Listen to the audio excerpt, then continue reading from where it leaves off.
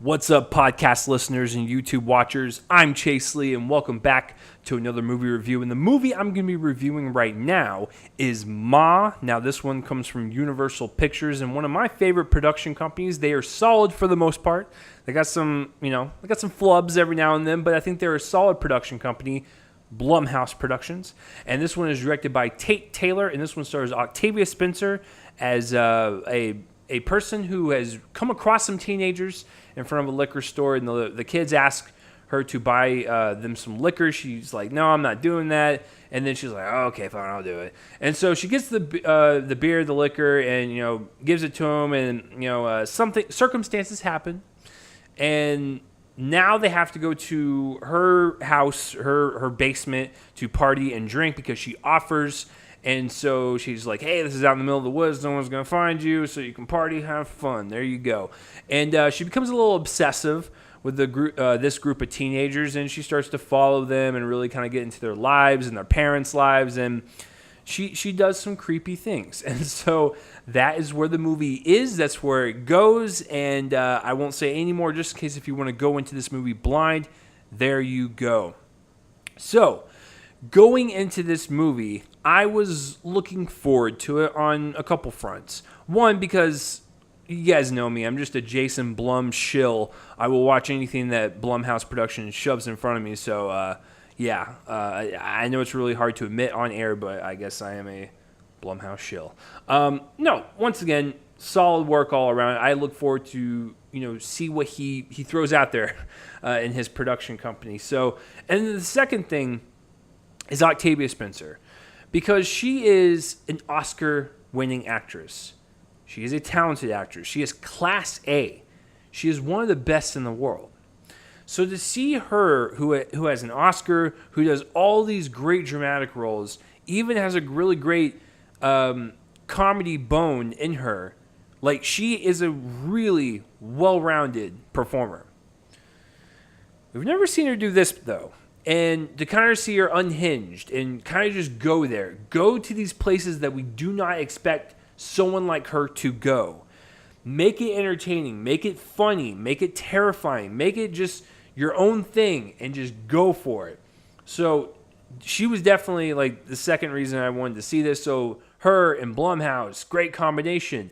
I am down for it. And of course the trailers actually sold that premise quite well. So I was like, cool. I don't want to wait anymore. Please give it to me. So I got out of the movie. I got to tell you, it's fine. I will say that I was entertained for the most part. I had fun watching it. It was a wild ride. That is for sure. So thank you for that. But to be honest, when I walked out of the movie, it was kind of forgettable. And it was just kind of like, hey, I watched that. That was fine.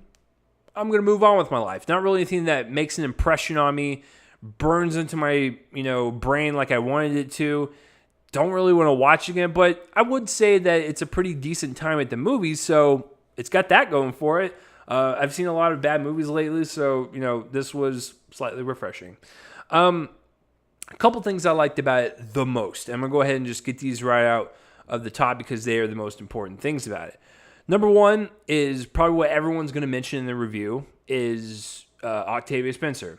Now, I'm assuming most reviews are probably going to love her. There might be a couple people that don't like this performance. I'm curious to read or watch those. But Octavia Spencer is great. She's devilishly good in this role. She plays that innocence that you would find in a woman like her, who in this movie she works at a vet clinic, and so she's really sweet. She's kind of walking dogs around, and you're like, oh, what a sweet old lady. And then she's just like, I'm gonna buy you booze, kids, and you're just like, wow, this is one cool chick. And then she becomes obsessive and maybe stabs people, and you're just like, okay, she's not as nice as she looks. So she's great because she's able to kind of balance all those things I mentioned earlier with the comedy stuff. Like this movie is oddly enough darkly comedic, I don't know if it was intentional. Don't know if it was not. I'm kind of confused on that part. But she delivered those parts with a straight face.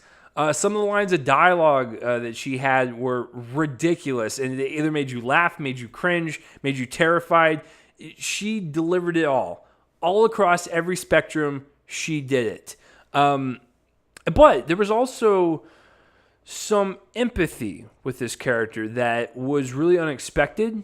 Now, the way the story kind of played out and how it maybe kind of showed some of her past, I kind of expected that because I was like, okay, that's what these things kind of go. It's like, oh, why is this person gone mad or why is this person crazy? We would like to know their backstory.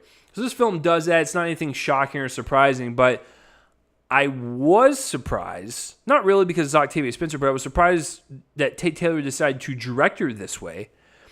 She showed a lot of emotional baggage with this character. A lot of stuff that we see in this movie in her past. We feel bad for her in the present. And she delivers a couple of gut-wrenching moments, like in her car, if she's like breaking down and crying. It's like, okay, we feel for you in this moment. Not everyone can pull that off and make you flop back and forth like that. Like, oh, one minute, I feel really bad for her. The next moment, I want her to go to jail because of some of the stuff she's doing illegally. So it's a fascinating character study for sure. It's handled in the most like generic, like stalker, obsessive type of movie you can think of. But I do appreciate the extra effort that Spencer gave in her performance to make us feel, make us laugh, make us terrified, all that stuff.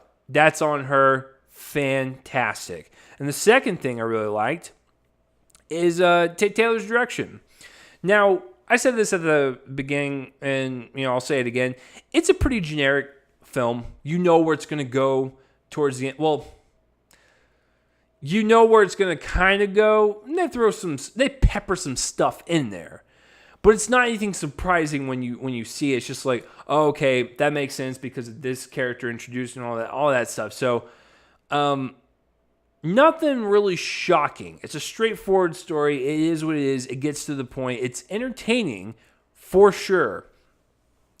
And most of these films, if you watch them from like the old school, like grindhouse 70s and 80s horror, era, it's all typically the same, like a movie called like Don't Go Outside. And it's just about, this creepy neighbor that stalks, another neighbor for an hour and a half. And it's over the top. It's campy. It's gory. All that. And the dialogue is cheesy. The acting is awful.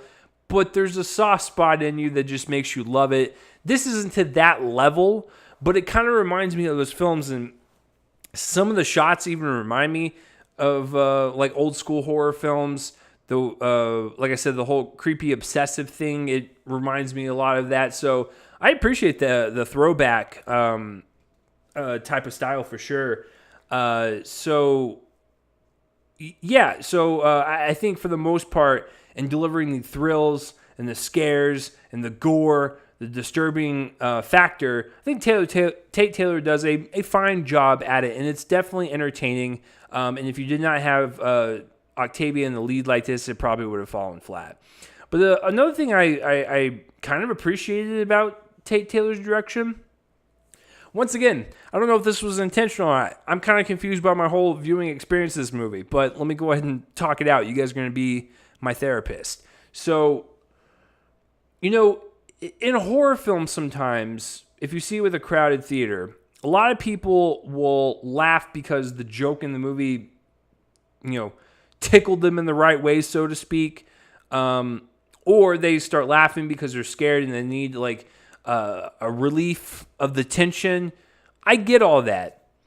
But there was stuff that was pretty funny in the movie, and I don't know if it was intentional or not, but I actually started laughing, and I felt bad because then like the next scene, and this is in the trailer, so this isn't spoiling anything, but like she runs over someone with her car, and it's just like, what am I supposed to feel right now? This is wild, man. It's like a roller coaster ride. So yeah, a lot of intentional humor in this.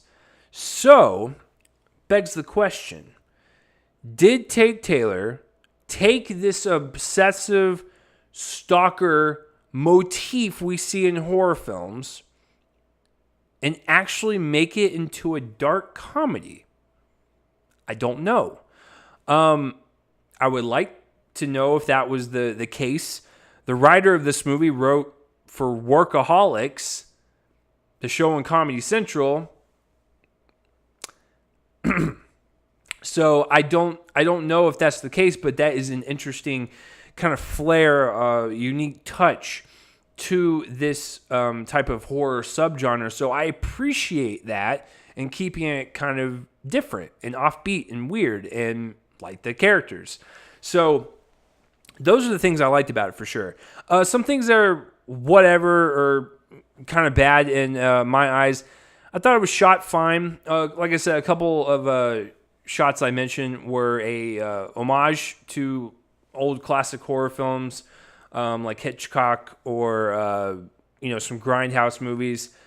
I mean, it is what it is. It's not anything that's special. It's just nice little homages, and they were actually composed pretty well in terms of the cinematography. And then the other actors are either fine to kind of bad. I just want to mention them really briefly, and I'll wrap this up. Luke Evans is in this. He actually has a scene that's pretty terrifying and convincing. I appreciate that. He's fine. Missy Pyle, barely even in it. Juliette Lewis is pretty good as the main character's mother, and I really liked her in it, but once again, didn't really have much to do. It's just she's just there. The main character, played by Diana Silvers, she's the main teenager. She was really fun to watch. She was convincing. She, felt like a teenager. She acted like a teenager. When she was terrified, she was terrified. When she was, doing some pretty courageous things and all that stuff throughout Ma's house. It was really cool to watch. I like it. I liked all that. No problem with that. All the other kids were awful. I hated every single one of the teenagers. And I don't know if this was because Tate Taylor wanted to make them weird and offbeat and kooky like the movie, but some of these characters and performers, first of all, their acting is really, it's really odd when you compare it to Spencer or Silvers. All the other kids, it felt like it was their first movie, and God bless them if they want to go down this path, but hopefully they get better. It didn't work for me. No one was convincing in their role whatsoever. It was just someone just reading lines of dialogue off of a sheet, and I just didn't buy into that whatsoever.